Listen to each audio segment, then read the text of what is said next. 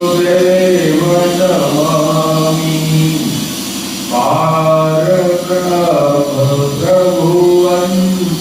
प्रभुवन्तर्यामि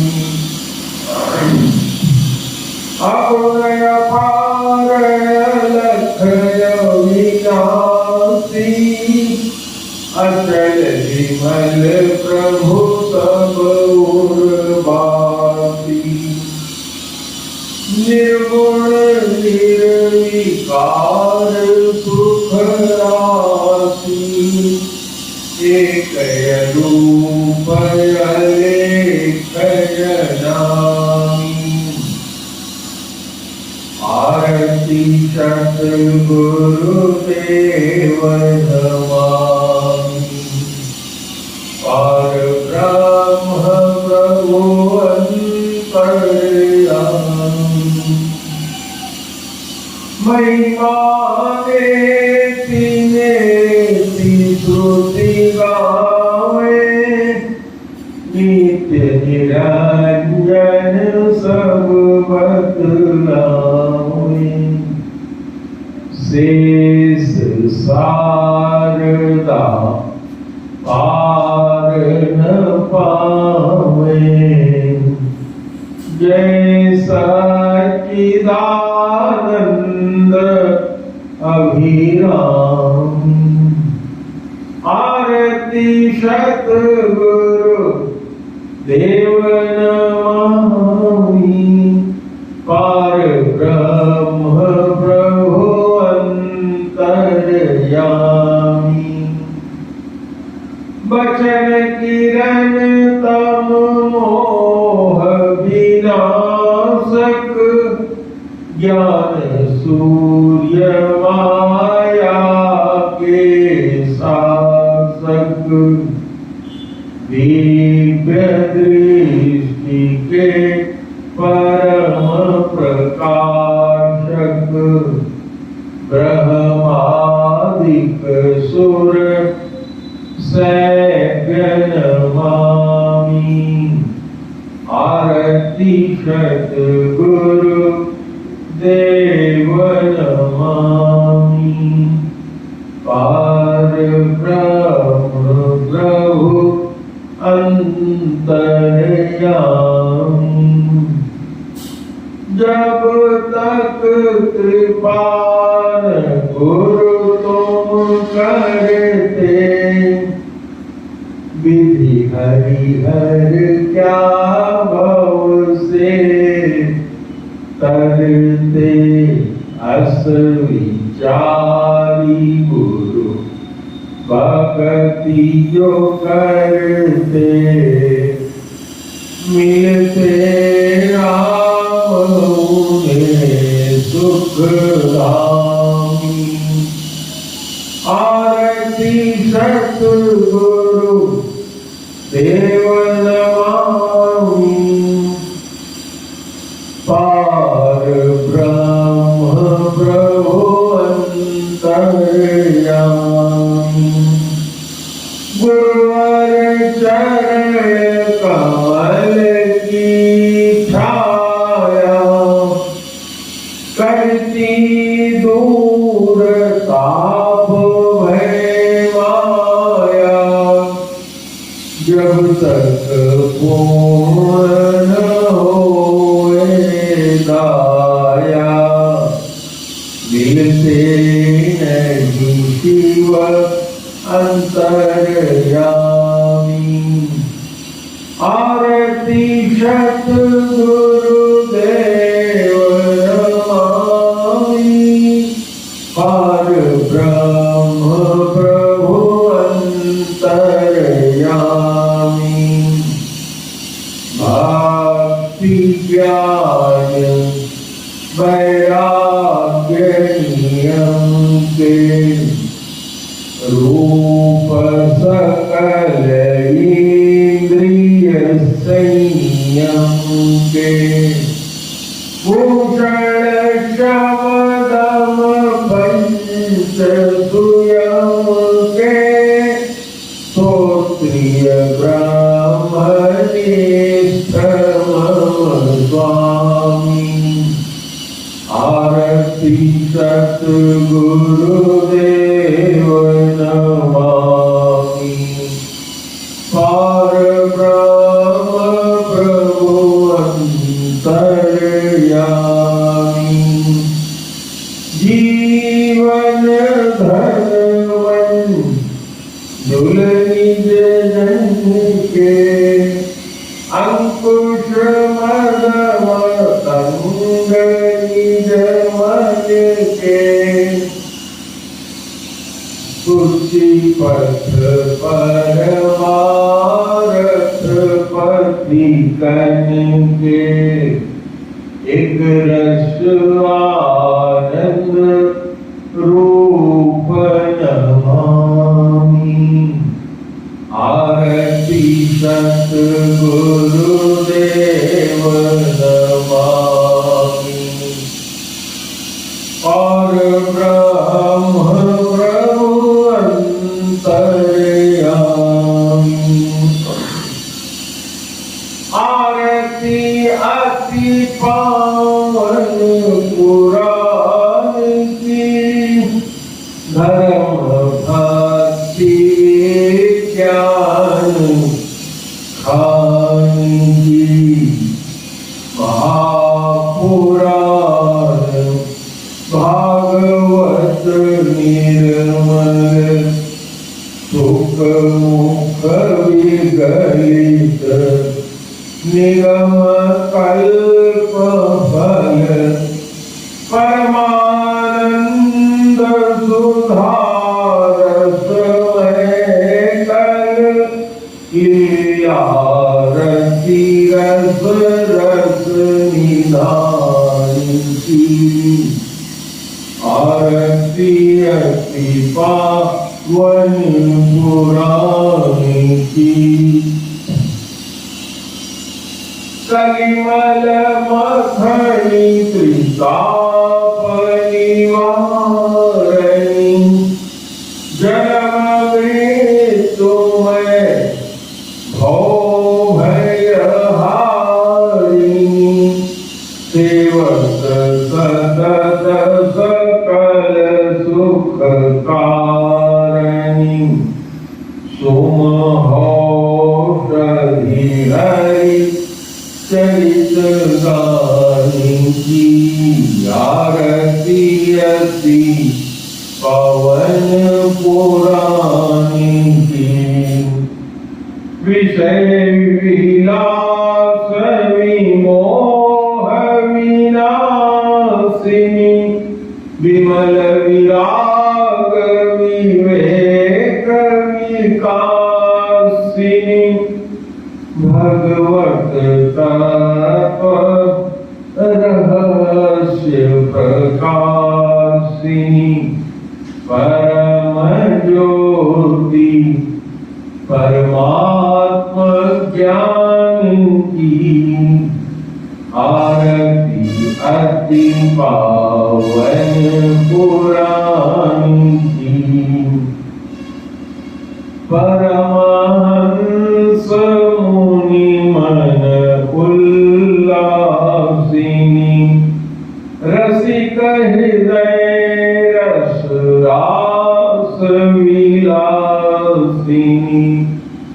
भोक्ति मोक्ति रति प्रेम सुरासिनी। कथाय किंचन प्रिय सुजान की। आरती अति पावन पुराण की। धर्म भक्ति विज्ञान खान की। आरती की जय हनुमान जी लला की। दुष्ट दलन रघुनाथ कला की। जाके बल से गिरिवर कावे। रोग दोष जाके निकट ढाके अंजनी पुत्र महाबलदाई संतन के प्रभु सदा सहाई दैवीरा रघुनाथ पठाए लंका जारी सिया सुधिलाए लंका ऐसी कोट समुद्र सिखाई जात पवन सुत बार न लाई लंका जारी असुर संगारी सिया राम जी के काज सवारे लक्ष्मण मूर्छित पड़े धरनी पर आनी सजीवन प्राण उबारे बैठी पताल कोरी जमकारे अहि रावण की भुजा उखारे माए भुजाय सुर दल मारे दाहिन भुजा संत जन तारे सुर नर मुनि जन आरती उतारे जय जय जय हनुमान जी उचारे कंचन थाल कपूर लौछाई आरती करत अंजना माई जो हनुमान जी की आरती गावे बसी वैकुंठ परम पद पावे लंक विध्वंस कियो है रघुराई तुलसीदास स्वामी कीरति गाई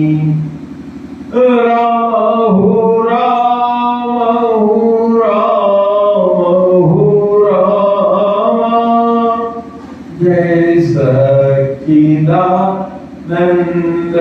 घन श्यामा लाल देह लालील से राम अरुधर लाल लगोर सिया राम वज्र देह दानोदर रामा जय जय जय कपीसूर सिया राम पौंतने संकट हरण मंगल मूर्ति रूप राम लखन सीता सहित हृदय स्वरूप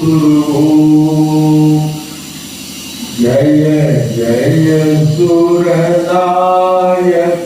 जन सुख दायक प्रणत पाल भगवंता गो विजय हितकारी जय असुरारी सिंधु सुता प्रियकंता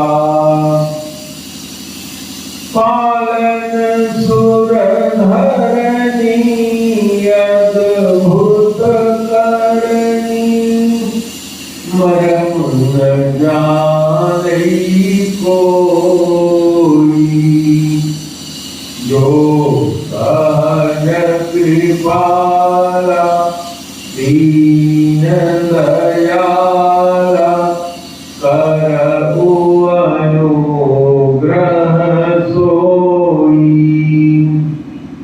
जय जय अविनाशी सब घटवासी, व्यापक परमानंदा। अभिगत गोतीतम चरित पुनीतम, माया रहित मुकुंदा। यही लागी विरागी अति अनुरागी, विगत मोह मुनि वृंदा। निशिवासर ध्यावहि गुण गण गावहि, जयति सच्चिदानंदा। यही श्रेष्ठ उपायी त्रिविध बनाई, संग सहायन दूजा। सो करऊ अघारी चिंता हमारी, जानई भगति न पूजा। जो भव भय भंजन मुनि मन रंजन, गंजन विपति वरूथा।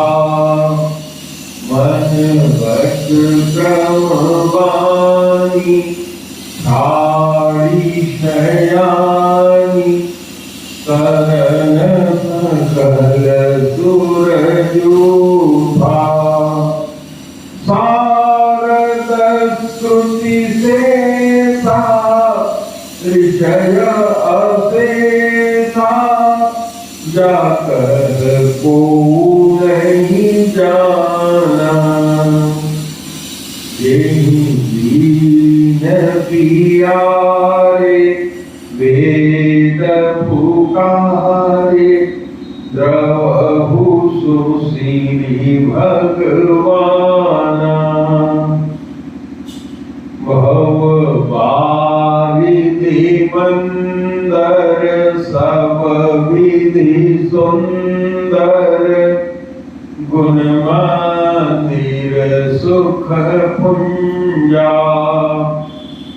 मुनि सिद्ध सकल सुर, परम भयातुर, नमत नाथ पद खंजा।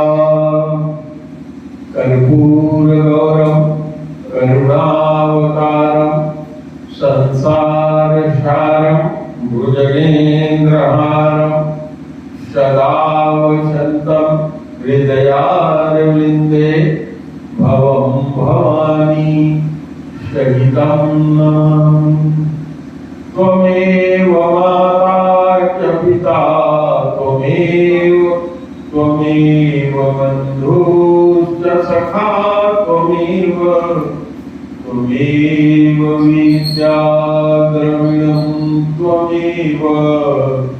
त्वमेव सर्वं मम देव देव। बंधु गुरुपद पद्म परागा, सुरुचि सुवास सरस अनुरागा। गुरुविन भवनिधि तरहि न कोई, जो विरंचि संकर सम होई। हाथ जोड़ विनती करो, चरण दबाओ शीश, क्षमा करो अपराध को, क्षमा करो गुरुदेव। एक बार प्रेम से बोलो गुरुदेव भगवान सच्चिदानंद भगवान की जय।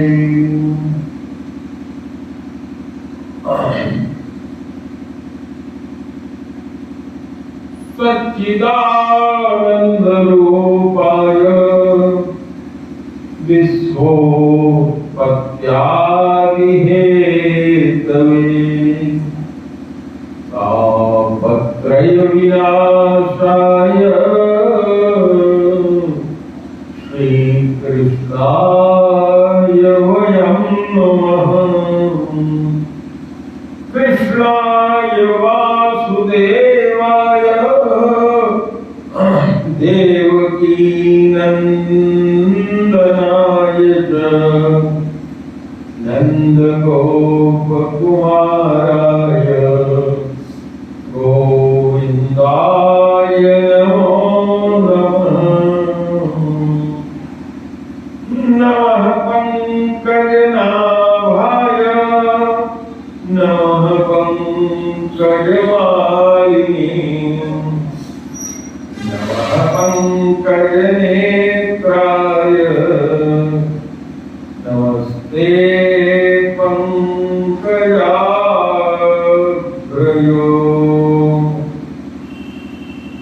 कृष्णं नारायणं वन्दे कृष्णं वन्दे प्रजाप्रियम् कृष्णं द्वैपायनं वन्दे कृष्णं वन्दे पृथासुतम्।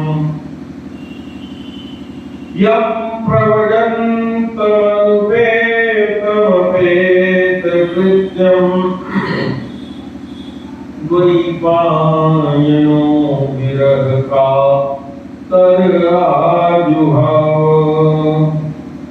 पुत्रेति तन्मयतया सर्वोऽभिनेदु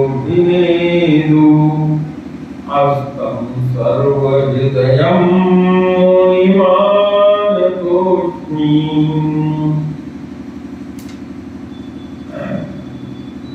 अहो बकीयमस्तकालकूटं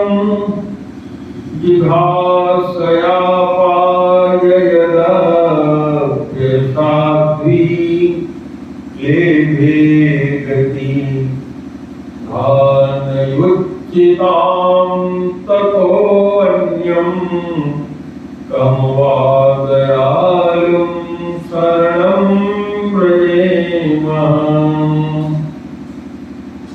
आज की कथा में समुपस्थित सभी भक्तिमती देवियों,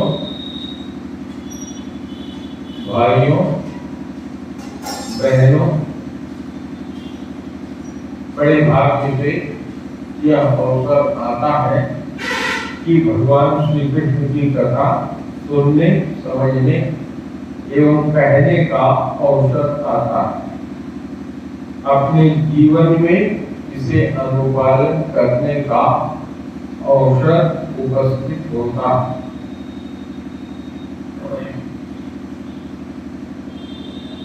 तो कल तक जहाँ कथा हुई थी उससे आगे हम लोग चलेंगे।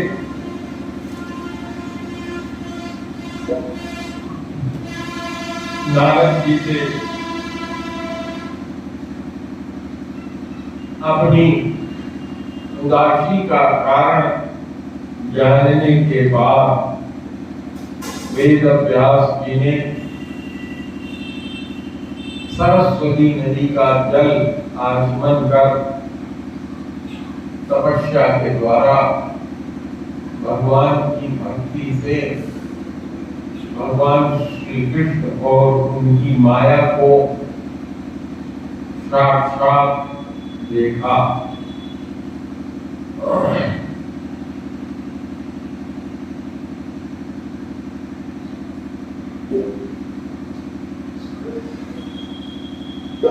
वेद व्यास जी ने निश्चय किया कि हम भगवान की उस निर्मल यश को श्रीमद् भागवत के रूप में प्रकाशित करेंगे, क्योंकि उन्हें अब इस बात का आभास हो गया था कि मैंने जितना धर्म, अर्थ, काम और मोक्ष को, कर्मों को प्रतिपादित किया है, उतना मैंने भगवान के निर्मल यश का गुणगान नहीं किया।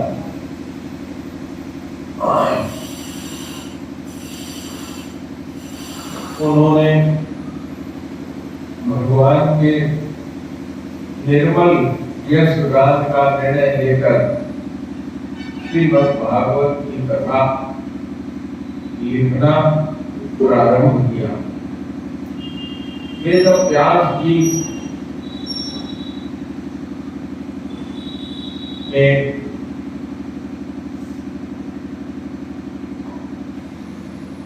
क्योंकि सारी की सारी महाभारत लिखी है, इसलिए उन्होंने भगवान के निर्मल यश का गुणगान करना प्रारंभ किया और उसमें उन्होंने भगवान के यश कीर्तन की महिमा गाया।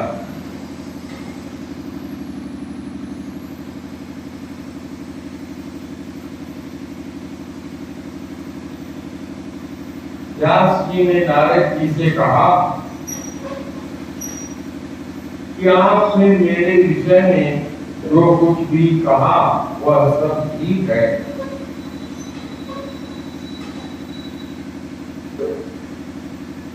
अब मैं भगवान के निर्मल यश गान को ही गाऊंगा। जितना मेरा जीवन अवशेष है उसमें भगवान के यश का ही वर्णन करूंगा।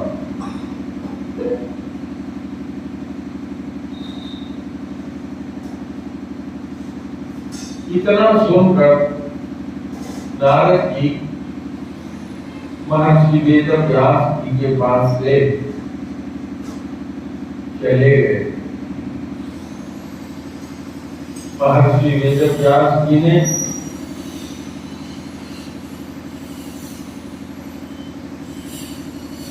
भगवान के यश कीर्ति का ध्यान किया और कथा लिखना प्रारंभ किया।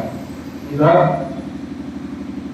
सूत जी से शौनक आदि ऋषियों ने पूछा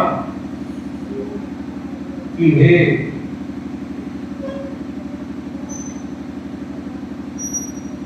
सूत जी, जिन लोगों की अविद्या आदि की गांठ खुल गई है और जो सदा भगवान के चरित्र में ही रमण करने वाले हैं, जो भगवान की भक्ति की ही क्रिया को हमेशा कहते रहते हैं, क्योंकि भगवान का गुण ही मधुर है जो सबको अपनी ओर खींच लेता है। और श्री सुखदेव जी तो भगवान के भक्तों में उनको अत्यधिक प्रिय है। स्वयं भगवान वेद व्यास जी के पुत्र हैं। तो किस प्रकार विवश होकर के श्री सुखदेव मुनि ने इस विशालकाय श्रीमद् भागवत ग्रंथ का अध्ययन किया।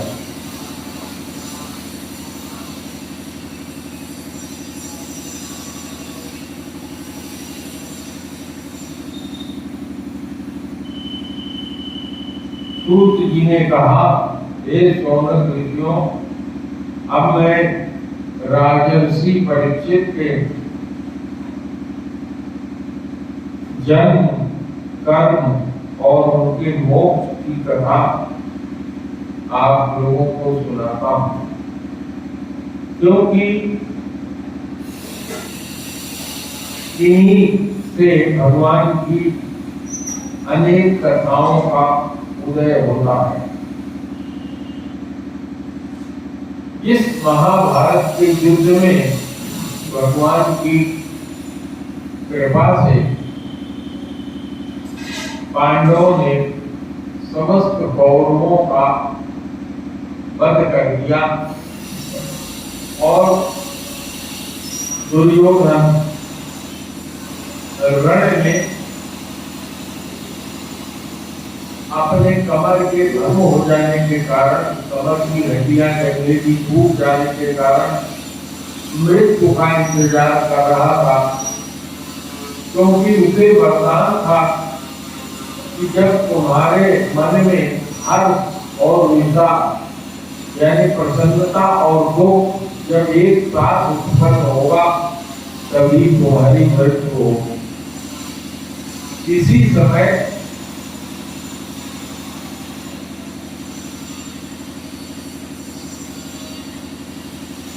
उस रण क्षेत्र में आकर द्रोणाचार्य का पुत्र अश्वत्थामा दुर्योधन से कहा, हे महाराज, सारे आपके सैनिक, आपके भाई रथी, अतिरथी और महारथी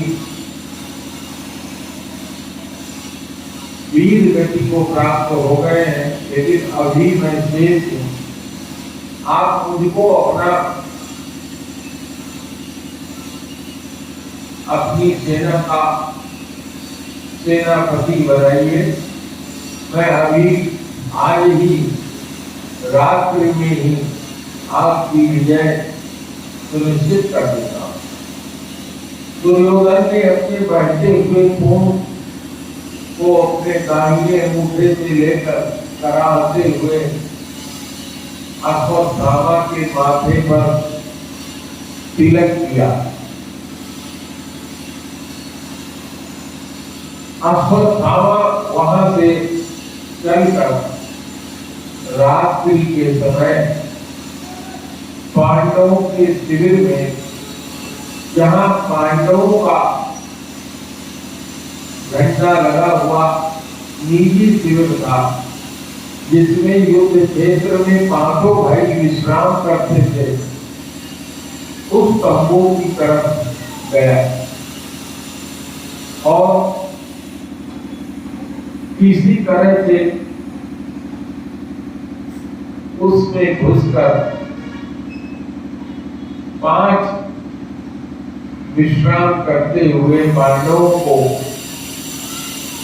यह सोचकर मार दिया कि ये अर्जुन, भीम, नकुल, सहदेव और धर्मराज विश्राम कर रहे हैं, जबकि उस दिन भगवान कृष्ण इन पांचों भाइयों को अपने साथ लेकर युद्ध क्षेत्र से कहीं दूर गए हुए थे और वहीं पर उन्होंने रात्रि विश्राम पांडवों के साथ किया था। इन पांडवों की सैयाओं पर पांडवों से द्रौपदी से उत्पन्न 5 पुत्र, जो महाराज युधिष्ठिर, भीम, अर्जुन, नकुल और सहदेव जैसे ही थे, अपने पिता के बिस्तर पर विश्राम कर रहे थे। अश्वत्थामा ने इन पांचों का सिर सोते समय काट लिया। काट कर पांचों मुंड लेकर युद्ध क्षेत्र में वो दुर्योधन के पास गया और कहा कि सोते हुए पांचों भाइयों का मैं वध करके ले आया हूं। दुर्योधन ने कहा, भीम की खोपड़ी हमें दो। जैसे ही उसने भीम के पुत्र की खोपड़ी, जिसे वो भीम समझता था, दुर्योधन को दिया। दुर्योधन ने अपने दोनों हथेलियों में लेकर उसे दबाया और खंड खंड हो गई। दुर्योधन समझ गया यह भीम की खोपड़ी हो नहीं सकती, और जब उसने ध्यान से देखा तो उसको बड़ा, पहले तो उसे यह जानकर के खुशी हुई कि पांचों भाइयों को ये मार लाया, और जैसे ही उसने देखा कि ये उनके पांचों पुत्र थे, दुर्योधन को बड़ा विषाद हुआ। उसके मन में यह भाव आया और उसने कहा, हाय रे, अब तो हमारे खानदान में दोनों में कोई जल देने वाला भी नहीं बचा। इस महान दुख के उत्पन्न होने से और उससे तुरंत पहले हर्ष उत्पन्न होने के कारण दुर्योधन की मृत्यु हो गई। इधर पांडवों के शिविर में सवेरे हाहाकार मचा हुआ था। द्रौपदी अपने पांचों पुत्रों के शव को लेकर बिलख रही थी। जब ये पांचों भाई भगवान के साथ वापस लौटे तो अर्जुन ने पूछा भगवान श्री कृष्ण से कि यह प्रभु कैसे हो गया। भगवान ने कहा, यह गुरुपुत्र अश्वत्थामा का किया हुआ कृत्य है। द्रौपदी ने कहा, जब तक इस कृत्य को करने वाले की हत्या करके खोपड़ी मेरे पास उसकी नहीं लाओगे, मैं अन्न जल नहीं ग्रहण करूंगी। भगवान कृष्ण के साथ अर्जुन अश्वत्थामा की खोज में निकल पड़ा। भगवान उधर ही की तरफ रथ लेकर के गए जिधर अश्वत्थामा भागा जा रहा था। जब अश्वत्थामा को लगा कि भगवान के साथ गांडीवधारी अर्जुन आ रहा है, तो उसने ब्रह्मास्त्र का संधान करके अर्जुन के ऊपर प्रहार कर दिया। अर्जुन को भयंकर ताप महसूस हुआ और ऐसा लगा कि जैसे मैं जला जा रहा हूं। उन्होंने भगवान श्री कृष्ण से कहा, हे प्रभु, भयंकर ज्वाला हमको जलाए जा रही है, आप कृपया मुझे बचाइए। भगवान श्री कृष्ण ने जब ध्यान देकर देखा तो उन्हें ज्ञान हुआ कि अश्वत्थामा ने अर्जुन को लक्ष्य करके ब्रह्मास्त्र चलाया हुआ। भगवान ने अर्जुन से कहा, हे अर्जुन, यह गुरुपुत्र अश्वत्थामा का प्रहार किया हुआ ब्रह्मास्त्र है। तुम्हारे गुरुदेव द्रोणाचार्य जी ने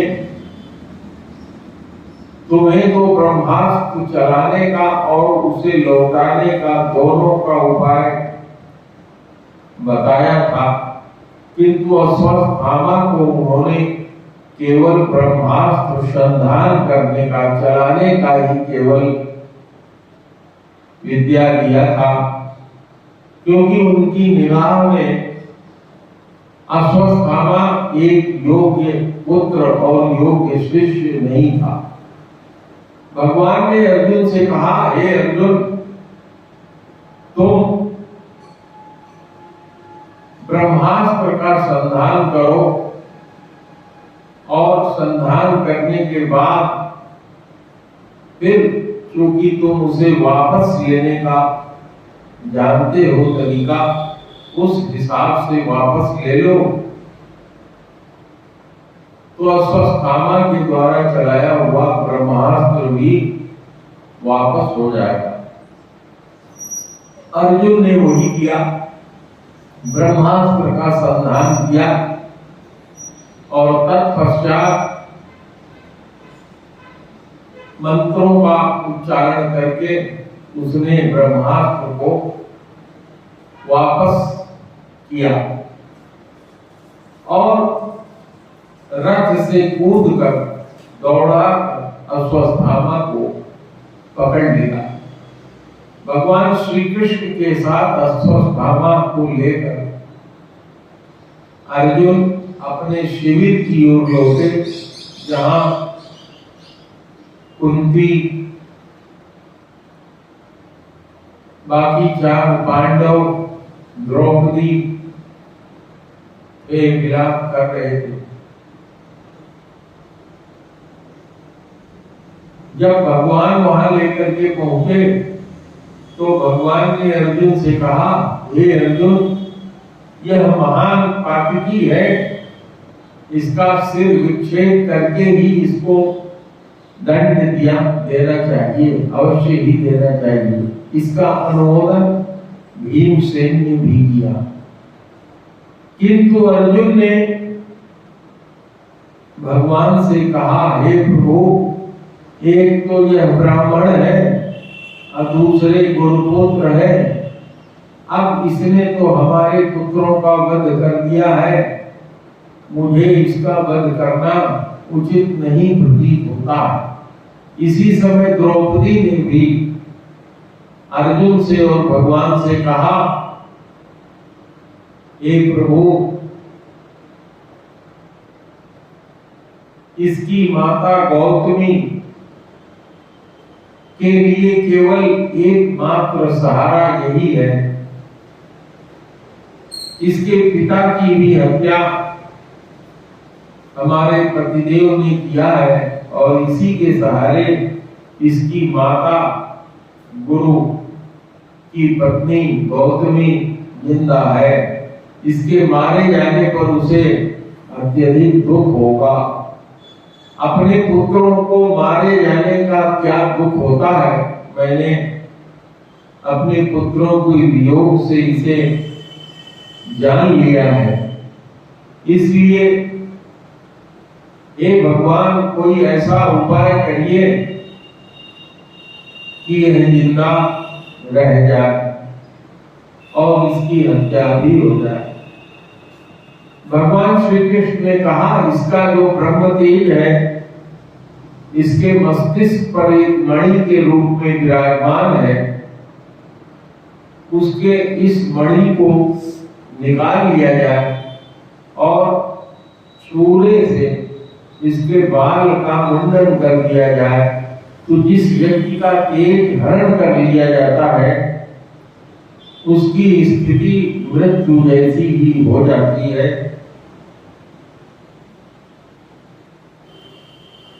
भगवान के ऐसा कहने पर वृकोदर भीमसेन ने आगे बढ़कर अश्वत्थामा की मणि तेज छुरे से निकाल लिया और अश्वत्थामा को छोड़ दिया। अश्वत्थामा को यह ज्ञान हो चुका था तब तक कि अर्जुन के पुत्र की पुत्रवधू उत्तरा के गर्भ में एक बालक पल रहा। अश्वत्थामा ने भागते हुए ब्रह्मास्त्र का संधान करके सारे पांडवों पर और उत्तरा पर ब्रह्मास्त्र चलाया। जब 5 पांडव ब्रह्मास्त्र के तेज से जलने लगे तो उन्होंने भगवान श्री कृष्ण से कहा, हे प्रभु, हम लोग अत्यधिक तेज से उद्विग्न हो रहे हैं, हमारी रक्षा कीजिए। और इसी समय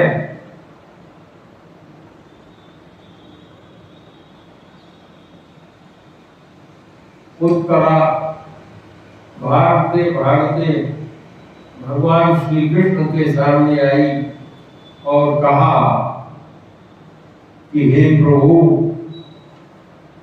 मेरे गर्भ में जो बच्चा पल रहा है वह जल रहा है, मैं भी जली जा रही हूँ, कुछ ऐसा उपाय कीजिए कि इसकी रक्षा हो सके। उत्तरा ने कहा, पाहि पाहि महायोगिन देव देव जगत्पते, नान्यं त्वद्भयं पश्ये यस्य मृत्युः परस्परम्।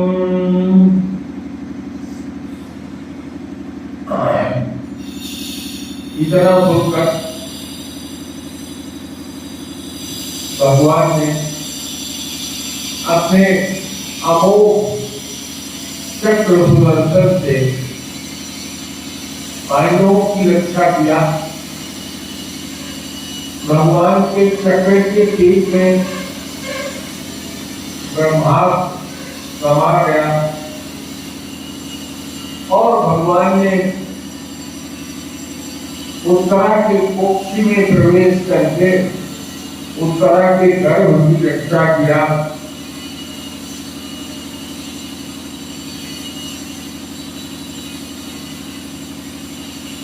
जब भगवान इतना सब करने के बाद जाने लगे द्वारिका के लिए, तब कुंती उनके सामने आई और उसने भगवान की बहुत सुंदर स्तुति किया। कुंती ने स्तुति करते हुए कहा, नमस्ते पूर्वं त्वमाद्यमीश्वरं प्रथिते परं अलक्ष्यं सर्वभूतानां मन्तबहिरवस्थितम्। हे समस्त जीवों के बाहर और भीतर एक रस में निवास करने वाले प्रभु, आप इंद्रियों से और वृत्तियों से देखे नहीं जाते, क्योंकि आप प्रकृति से परे आदि पुरुष परमेश्वर हैं। मैं आपको नमस्कार करती हूँ। माया ज्वलिताक्षण्य मज्ञादो मच्छव्ययम्, न लक्ष्यसे मूढ़ दिशा न तो नाट्यधरो यथा, तथा परमहंसानां मुनीनां अमलात्मनां भक्ति योग विधानार्थं कथं पश्येम हि स्त्रियः।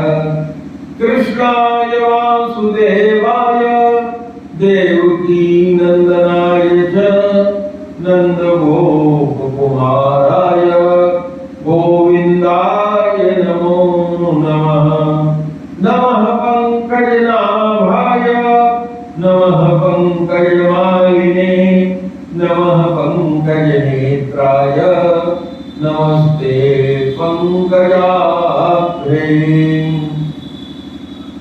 कुंती ने कहा कि इंद्रियों से जो कुछ भी जाना जाता है प्रभु, उसके तलहटी में आप विद्यमान रहते हैं और अपनी ही माया के पर्दे में आप अपने को छिपाए रहते हैं। मैं अबोध नारी भला आपके बारे में कैसे जान सकती हूँ?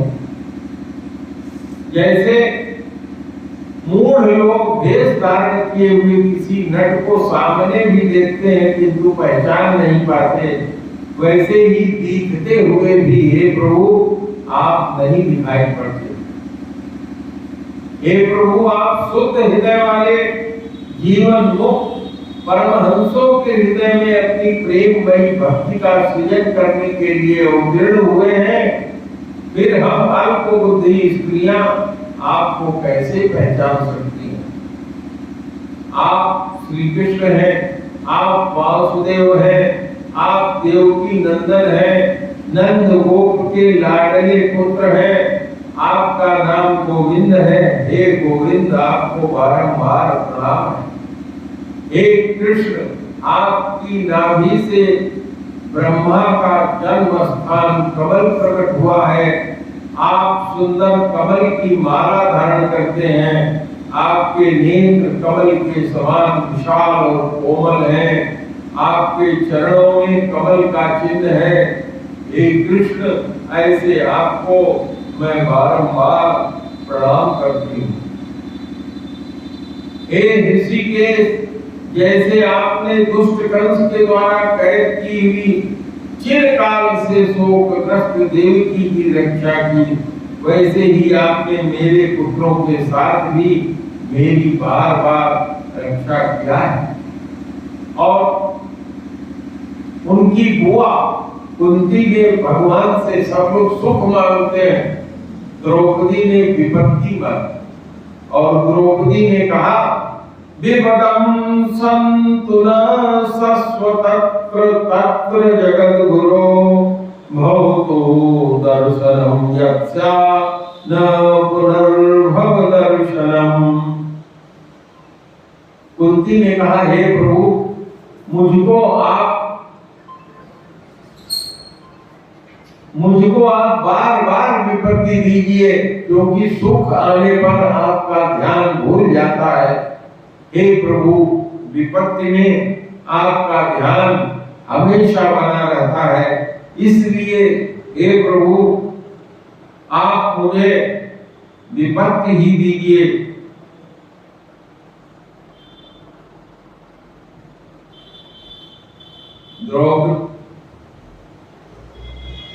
द्रौपदी के साथ आपने मेरे पुत्रों की बार बार विपत्ति आने पर रक्षा किया। ऊंचे कुल में जन्म होने पर, ऐश्वर्य पाने पर, विद्या पाने पर और संपत्ति पाने के कारण लोगों का अभिमान बढ़ जाता है और मनुष्य को आपका नाम भी नहीं ले सकता। और आप तो केवल ऐसे लोगों को दर्शन देते हैं जो अकिंचन है, अर्थात जिनको कोई नहीं। जन्म ऐश्वर्य श्रुत श्री भरे धना मन दमः प्रमाण नैवार्हते विधातुं वे त्वां किंचन गोचरम्। नमो किंचन वित्ताय निर्वित्त गुणवृत्ते आत्मा रामाय शांताय कैवल्य पते नमः।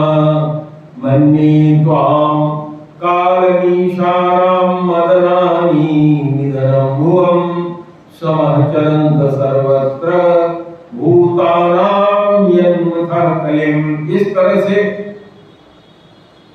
कुंती ने भगवान की उपासना किया और इस उपासना के उपरांत भगवान रुक गए और भगवान ने युधिष्ठिर, भीम आदि से कहा कि हम लोग भीष्म जी के पास चले, क्योंकि भगवान ने कहा कि भीष्म जी सरसैया पर पड़े हुए युद्ध क्षेत्र में सूर्य के उत्तरायण आने का प्रयास कर रहे हैं, तो हमें उनके पास आना चाहिए। भगवान के साथ सारे पांडव भीष्म पितामह के पास गए।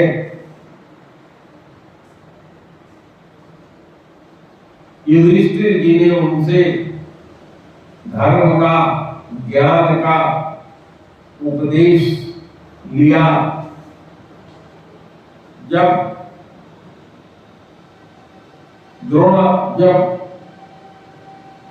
भीष्म जी के अंत का समय नजदीक आया तो भीष्म जी ने भगवान से कहा कि हे प्रभु,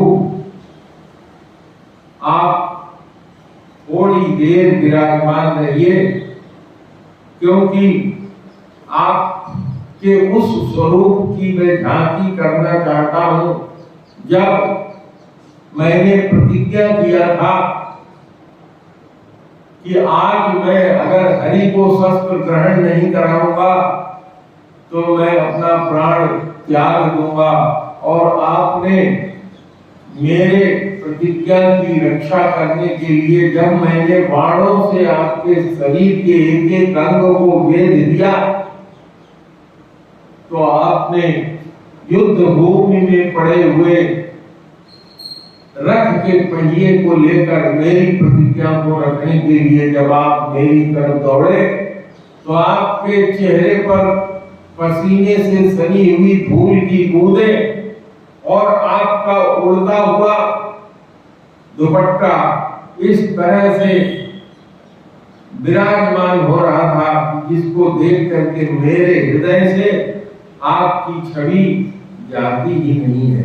इसलिए हे प्रभु, थोड़ी देर रुकिए ताकि मैं गमन करते हुए, परलोक गमन करते हुए आपकी अंतिम झांकी कर सकूं। थोड़ी ही देर में भगवान के सामने ही भीष्म जी ने अपना प्राण त्याग दिया। भगवान यहाँ से चलकर द्वारिका में गए और द्वारिका में भगवान का स्वागत हुआ। इधर परीक्षित का जन्म हुआ। परीक्षित की रक्षा चूंकि श्री कृष्ण जी ने किया था और ब्रह्मास्त्र से जलते हुए परीक्षित की रक्षा किया था, इसलिए उसका नाम विष्णुराट भी पड़ा।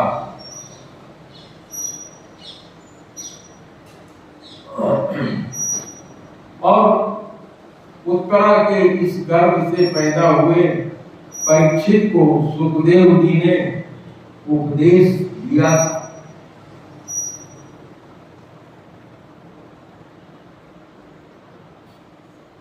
परीक्षित को किस तरह श्राप हुआ, कौन सी परिस्थितियां आई जिसके कारण परिस्थिति को सब कुछ छोड़ करके गंगा के किनारे बैठना पड़ा,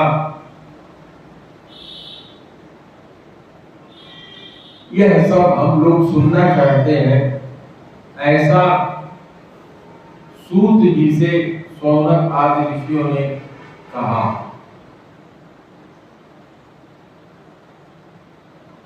सौनक आदि ऋषियों ने कहा, महाराज, परीक्षित के पास अतुलित संपत्ति थी, सारे जम्बू द्वीप के अकेले वो स्वामी थे, फिर भी क्या परिस्थितियां उत्पन्न हुई, क्यों उनको श्राप हुआ,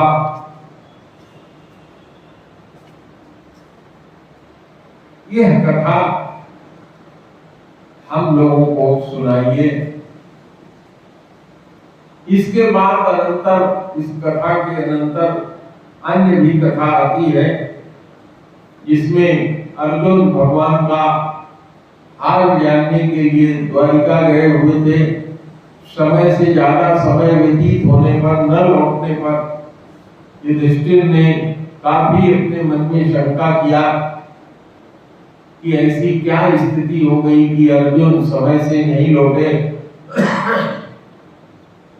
जब अर्जुन लौट करके आए तो उनके चेहरे पर अत्यधिक म्लान था उनका चेहरा, उनका तेज गिरा हुआ था। उनकी ऐसी स्थिति देखकर युधिष्ठिर ने पूछा कि ऐसी क्या परिस्थिति है कि तुम्हारा इस तरह का हाल हुआ है। अर्जुन ने भगवान का हाल बताते हुए अपने भ्राता से कहा, हे भ्राता, भगवान श्री कृष्ण इस धरा धाम को छोड़कर जा चुके हैं और उनकी रानियों को अपने साथ ले आने का जो हमने प्रयास किया, तो रास्ते में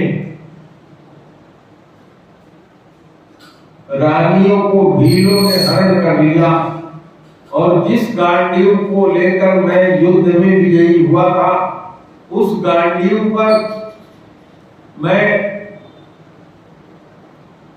डोरी भी नहीं चढ़ा सका और इतने बीच में ही भीलों ने रानिया को हर लिया। मैं तेज विहीन हो चुका हूं। अब वह समय आ गया है जब हम लोगों को भी स्वर्गारोहण करना चाहिए। इस तरह भगवान श्री कृष्ण के विरह में व्यतीत होकर पांडवों ने परीक्षित को राज सिंहासन देकर स्वर्ग के लिए प्रस्थान किया। जब परीक्षित राजा बने तो समस्त पृथ्वी का उन्होंने पालन किया और एक बार उनके मन में दिग्विजय की इच्छा उत्पन्न हुई और दिग्विजय करने के लिए परीक्षित जी अपने घोड़े पर सवार होकर सुंदर मुकुट धारण कर दिग्विजय के लिए निकले। रास्ते में वो क्या देखते हैं कि एक राजा जैसा वस्त्र पहना हुआ व्यक्ति एक बैल को, जिसके 3 पैर नहीं है, उसको और एक गाय को अत्यधिक प्रताड़ित करते हुए, बार बार मारते हुए लिए जा रहा है। वह बैल जो धर्म रूपी बैल था, वो अत्यधिक प्रताड़ित हो रहा था।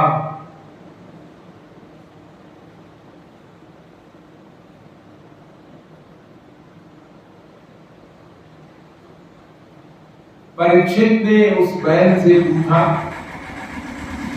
हे महानुभाव, आप कौन हैं?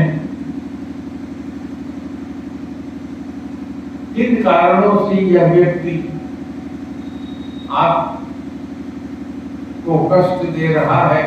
इतना कहते हुए उन्होंने अपनी तलवार उस काले म्लेच्छ को मारने के लिए निकाल लिया। धर्म रूपी पृष्ठ को मारने वाला वह कलियुग हाथ जोड़ करके परीक्षित से बोला, हे परीक्षित, मैं कलियुग हूं। भगवान श्री कृष्ण ने इस धराधाम को छोड़कर अपनी यात्रा यहाँ की समाप्त कर दिया है। भगवान की आज्ञा के अनुसार अब ये मेरा समय आ गया है। जिस बैल को तुम बचाने की बात कर रहे हो, यह बैल धर्म है, जिसके 3 चरण नष्ट हो चुके हैं। केवल इसका एक चरण दान ही अवशेष रह गया है। परीक्षित ने कहा, मैं अभी तुम्हें मार डालता हूं। कली ने हाथ जोड़ करके कहा, महाराज, आप जैसे धर्मात्मा राजा के राज्य में क्या विधि का विधान आप बदल देंगे? विधि ने विधान यही किया है कि पहले सतयुग, फिर त्रेता, फिर द्वापर और फिर कलियुग आता। तो हे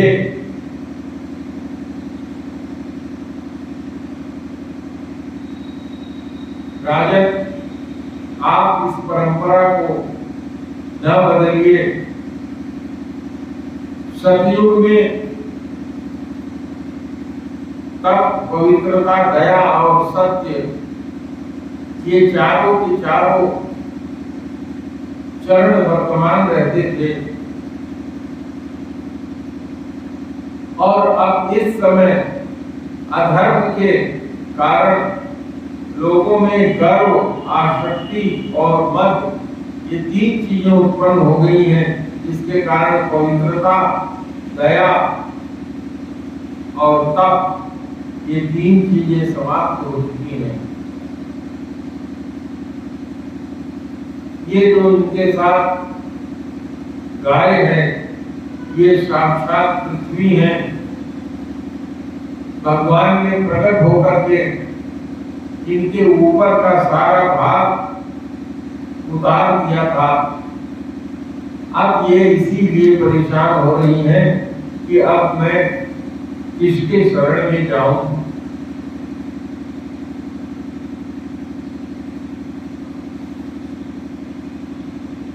जैसे ही परीक्षित ने उसका वध करना चाहा, उसने बहुत अनुनय विनय किया और कहा कि हे महाराज, आपके राज्य में आप मुझे रहने दीजिए, मुझे कुछ रहने का स्थान दे दीजिए जिसमें मैं निवास करूंगा और किसी को सताऊंगा नहीं।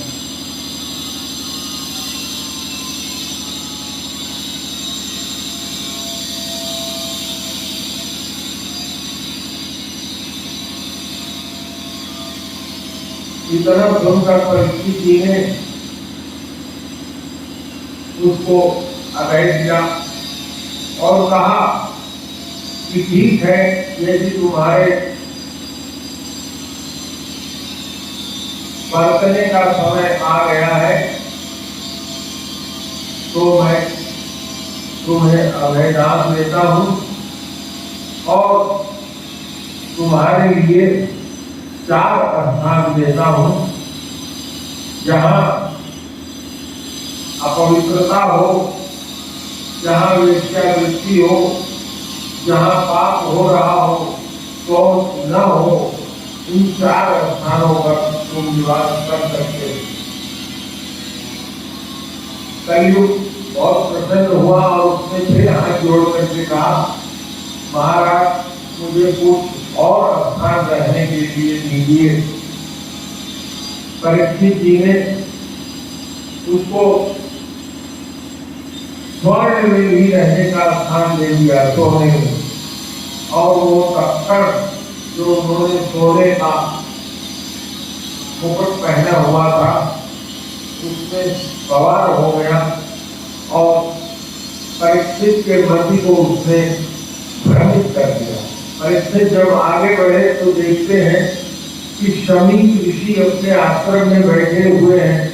परीक्षित की भूख प्यास से बिल्कुल तड़प रहे थे।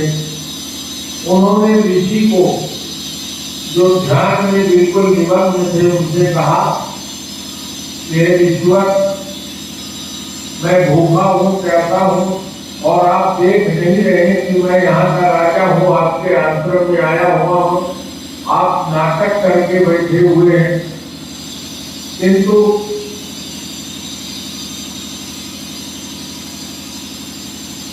समीप ऋषि को ध्यानस्थ थे, समाधि की अवस्था में थे, जिन्हें बाहर भीतर का कुछ भी पता नहीं था। वहीं बगल में पड़े हुए मरे हुए तक्षक सर्प को उठाकर परीक्षित ने समीप ऋषि के गले में लपेट दिया और लपेट कर अपने नगर को चले गए। आज की कथा इतने तक ही। अब आरती करके मैं समाप्त करूंगा, क्योंकि अभी बंद करा करके गए थे, लेकिन ये जनरेटर स्टार्ट करके फिर काट रहा है। चलिए, आरती सत्य गुरुदेव नमामि, आर ब्रह्म प्रभु अंतर्यामी, अगुण